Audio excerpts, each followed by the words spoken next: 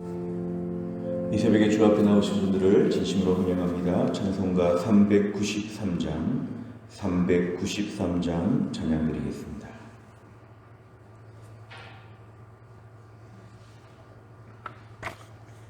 찬송가 393장 찬양드리겠습니다. 오 신실하신 주 내 아버지여, 늘 함께 계시니 두려움 없네. 그 사랑 편찮고 날 지키시며 어제나 오늘이 한결같네. 오 신실하신 주, 오 신실하신 주, 날마다 자비를 베푸시며 일용할 모든 것 내려주시니, 오 신실하신 주, 나의 구주. 봄철과 또 여름, 가을과 겨울, 해와 달 별들도 다 주의 것, 만물이 주 영광 드러내도다. 신실한 주 사랑 나타내네. 오 신실하신 주, 오 신실하신 주, 날마다 자비를 베푸시며 일용할 모든 것 내려주시니, 오 신실하신 주, 나의 구주. 내 죄를 사하여 아니하시고 주 친히 오셔서 인도하네. 오늘의 힘되고 내일의 소망, 주만이 만복을 내리시네.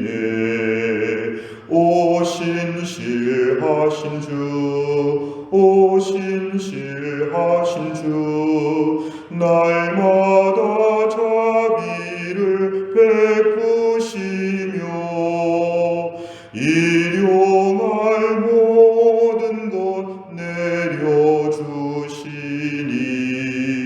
오 신실하신 주, 나의 구주. 아멘. 하나님 말씀은 예레미야 50장입니다. 예레미야 50장 1절부터 10절입니다. 예레미야 50장 1절부터 10절, 구약성경 1132페이지에 있습니다.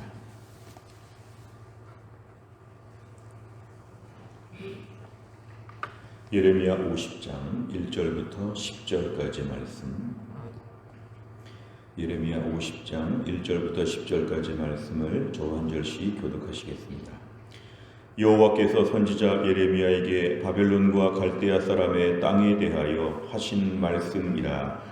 너희는 나라들 가운데 전파하라, 공포하라, 깃발을 세우라, 숨김이 없이 공포하여 이르라. 바벨론이 함락되고 벨이 수치를 당하며 무로닥이 부스러지며 그 신상들은 수치를 당하며 우상들은 부스러진다 하라. 이는 한 나라가 북쪽에서 나와서 그를 쳐서 그 땅으로 황폐하게 하여 그 가운데 사는 자가 없게 할 것임이라. 사람이나 짐승이 다 도망할 것임이니라. 여호와의 말씀이니라. 그날 그때에 이스라엘 자손이 돌아오며 유다 자손도 함께 돌아오되 그들이 울면서 그 길을 가며 그의 하나님 여호와께 구할 것이며 그들이 그 얼굴을 시온으로 향하여 그 길을 물으며 말하기를 너희는 오라 잊을 수 없는 영원한 언약으로 여호와와 연합하라 하리라. 내 백성은 잃어버린 양떼로다. 그 목자들이 그들을 곁길로 가게 하여 산으로 돌이키게 하였으므로 그들이 산에서 언덕으로 돌아다니며 쉴 곳을 잊었도다. 그들을 만나는 자들은 그들을 삼키며 그의 대적은 말하기를 그들이 여호와 곧 의로운 처소시며 그의 조상들의 소망이신 여호와께 범죄하였음인즉 우리는 무죄하다 하였느니라. 너희는 바벨론 가운데에서 도망하라. 갈대아 사람의 땅에서 나오라. 양떼에 앞서가는 숫염소같이 하라. 보라, 내가 큰 민족의 무리를 북쪽에서 올라오게 하여 바벨론을 대항하게 하리니 그들이 대열을 버리고 쳐서 정복할 것이라. 그들의 화살은 노련한 용사의 화살 같아서 허공을 치지 아니하리라. 갈대아가 약탈을 당할 것이라. 그를 약탈하는 자마다 만족하리라. 여호와의 말씀이니라. 아멘.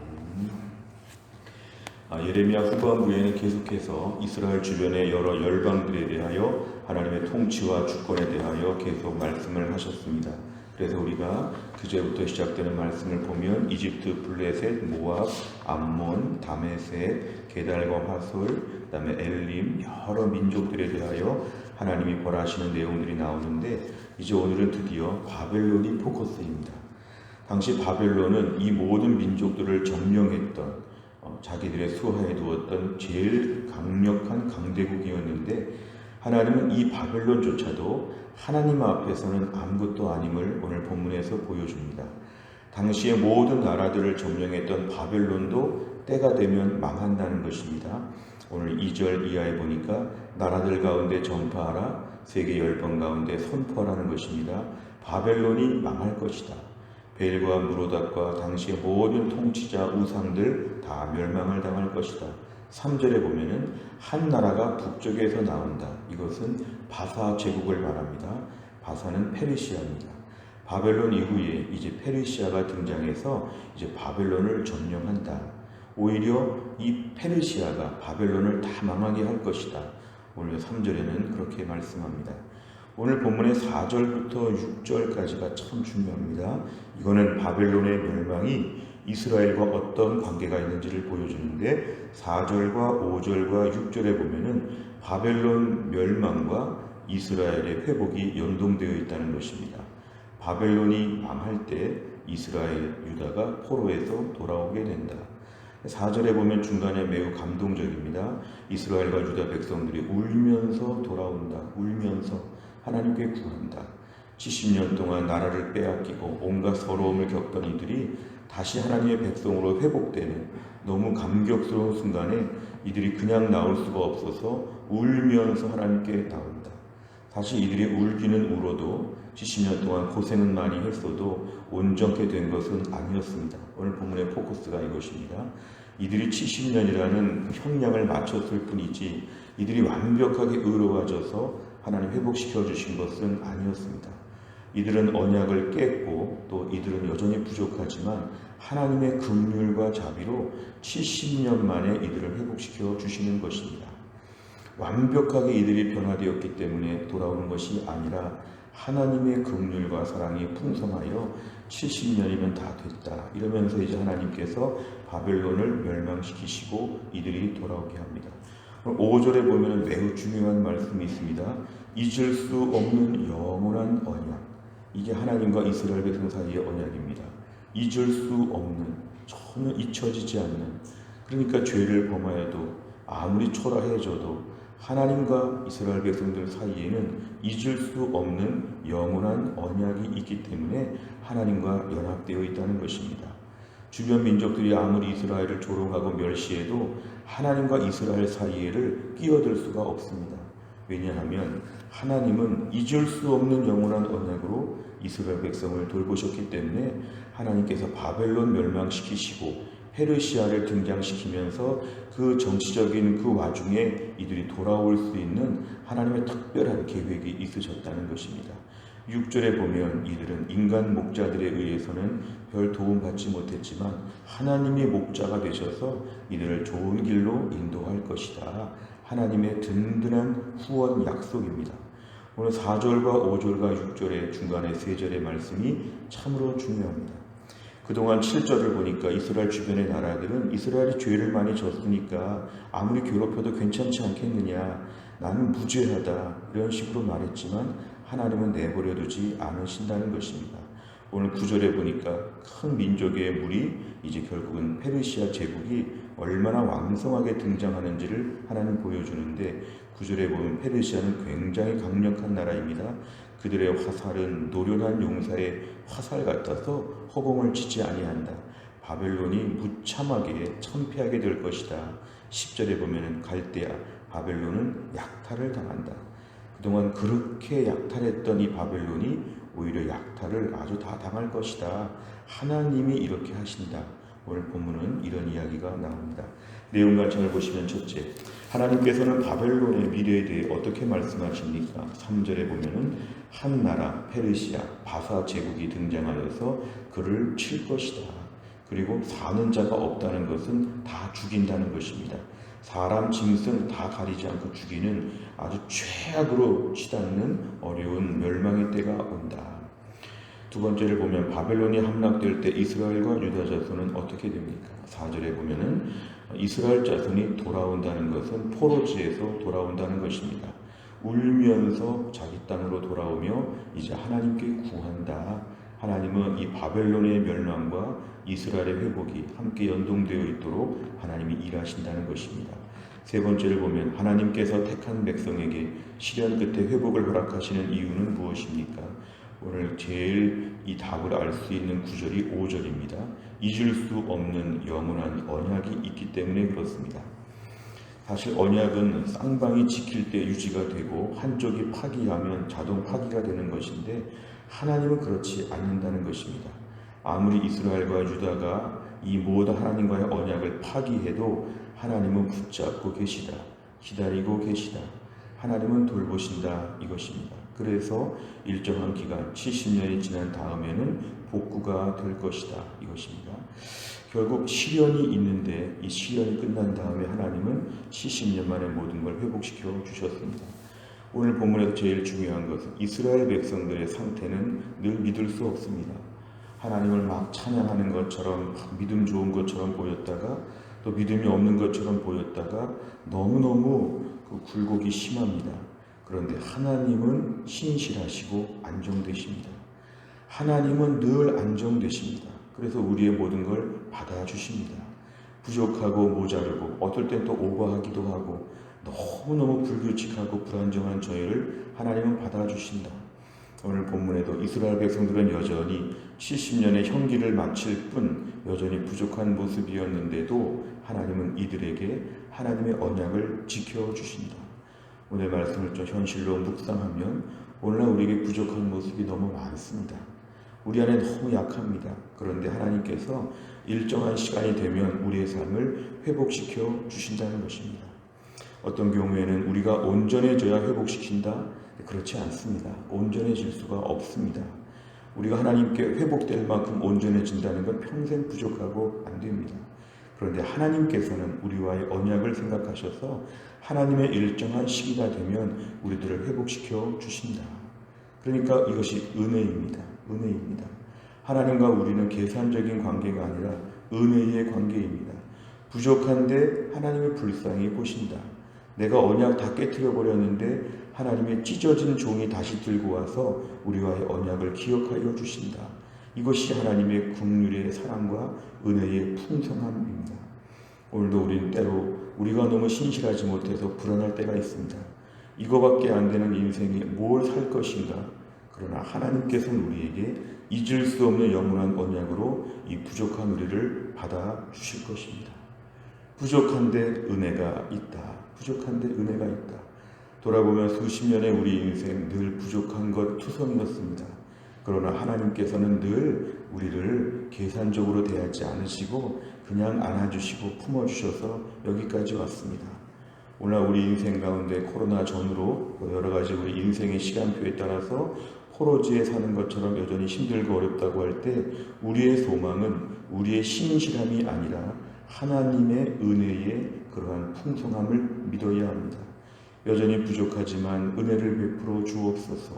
하나님 저를 불쌍히 여겨 주옵소서. 울면서 주 앞에 나오게 될 때 하나님께서 오늘도 우리에게 잊을 수 없는 영원한 언약으로 우리를 받아주시고 회복시켜 주실 것입니다. 오늘 본문에 바벨론이 멸망한다, 페르시아가 침략한다, 이건 이스라엘과 전혀 무관한 것입니다. 이스라엘 백성들이 전혀 선도되지 못하는 엄청난 큰 사건입니다. 이것은 하나님이 하시는 것입니다. 하나님께서 오늘도 우리의 삶을 전적으로 주관하시며 길을 열어 주실 것입니다. 무엇보다 오늘도 우리가 하나님을 신뢰하는 가운데 하나님의 백성인 것을 기억해야 됩니다. 자랑할 것 하나도 없는데 하나님의 백성이라는 것 한 가지를 마음에 붙들고 있으면 때가 되면 하나님의 선하심으로 우리를 회복하여 주신다는 것입니다.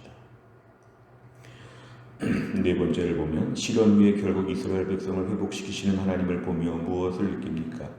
이스라엘 백성의 회복의 주체가 하나님이시라는 이 문제를 주목해야 됩니다. 오늘도 우리 인생 내가 회복시켜 보겠다, 코로나 이후에 내가 어떻게 해보겠다, 그런 건 절대로 안 됩니다. 교회도 마찬가지죠. 내가 어떻게 해보겠다, 절대로 안 되죠. 하나님이 주체가 되어 주셔서 은혜를 베풀어 주셔야 된다. 오늘도 하나님의 선하심을 믿는 게 우리의 유일한 힘이 될 것입니다. 하나님은 우리를 사랑하시고 때가 되면 일하실 것이고 묵묵히 그동안의 믿음을 지키는 것, 이것이 오늘날 우리에게 제일 중요합니다. 때는 내가 너무 주도적으로 나갈 때 하나님께서 우리의 시간표를 더 어렵게 할 수도 있습니다. 하나님이 주관하심을 믿고 하나님 은혜를 베풀어 주옵소서 기도와 말씀의 자리 앞에서 엎드리게 될 때 하나님께서 회복하여 주신다.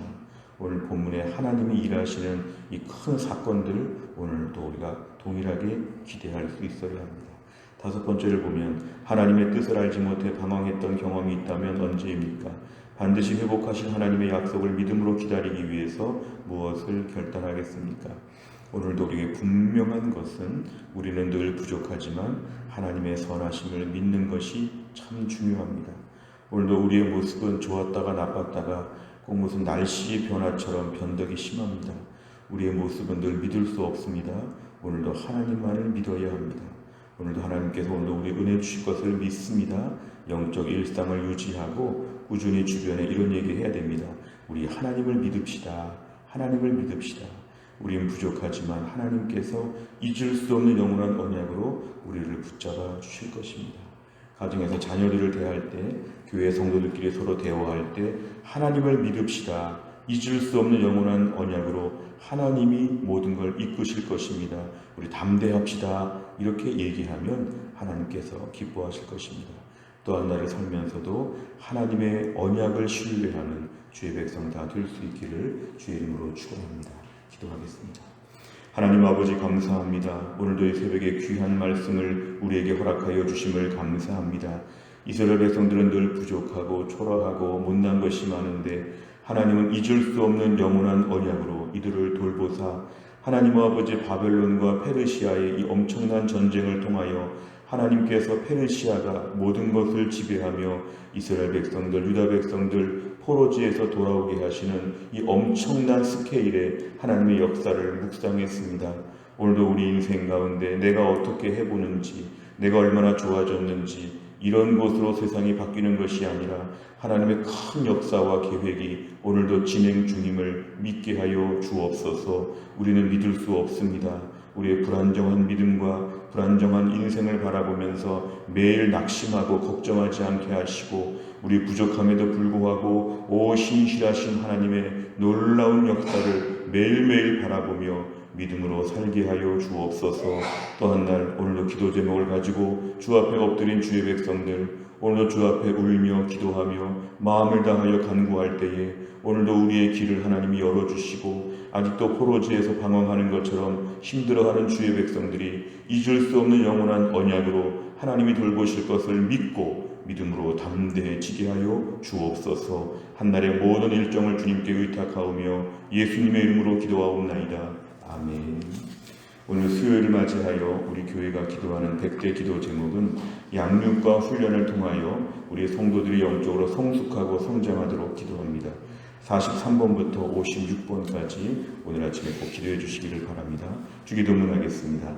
하늘에 계신 우리 아버지여, 이름이 거룩히 여김을 받으시오며 나라 임하옵시며 뜻이 하늘에서 이룬 것 같이 땅에서도 이루어지이다. 오늘날 우리에게 일용할 양식을 주옵시고 우리가 우리에게 죄 지은 자를 사하여 준 것 같이 우리 죄를 사하여 주옵시고 우리를 시험에 들게 하지 마옵시고 다만 악에서 구하옵소서. 대개 나라와 권세와 영광이 아버지께 영원히 있사옵나이다. 아멘.